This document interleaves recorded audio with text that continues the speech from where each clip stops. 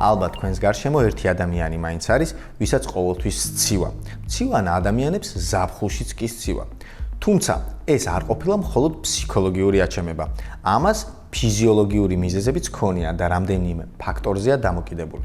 სისხლის მიმოქცევა.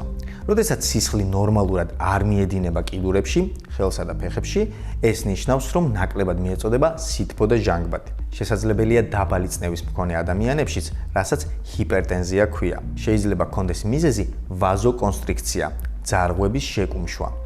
ასევე არსებობს მიზეზი, რომელსაც ეწოდება რეინოს ფენომენი. თითების გათეთრება სიცივისგან, რომელიც მოზდით სტრესის დროს. მიზეზი შეიძლება იყოს ფარისებრი ჯირკვლის ჰორმონების დეფიციტი.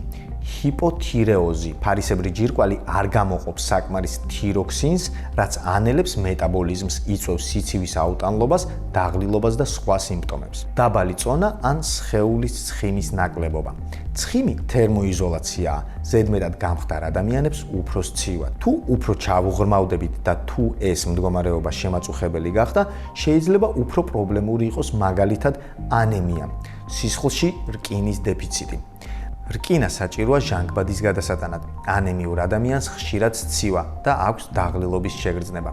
მუდმივი სტრესი ან შფოთვა.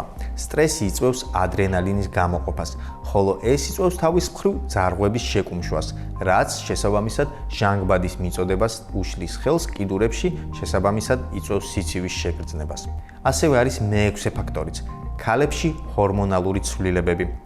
ესტროგენის მერყეობა გავლენას ახდენს სისხლის მიმოქცევაზე და სითბოს რეგულაციაზე. თუ ადამიანს ყოველთვის სცივა, განსაკუთრებით იმ მომენტებში, როდესაც დანარჩენებს არა, არ იქნება ცუდი გადაიმოწმოთ შემდეგი ანალიზები.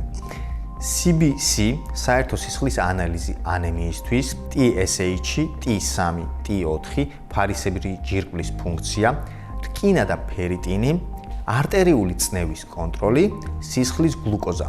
იშვიათად შაქრის ცვლილების დროს.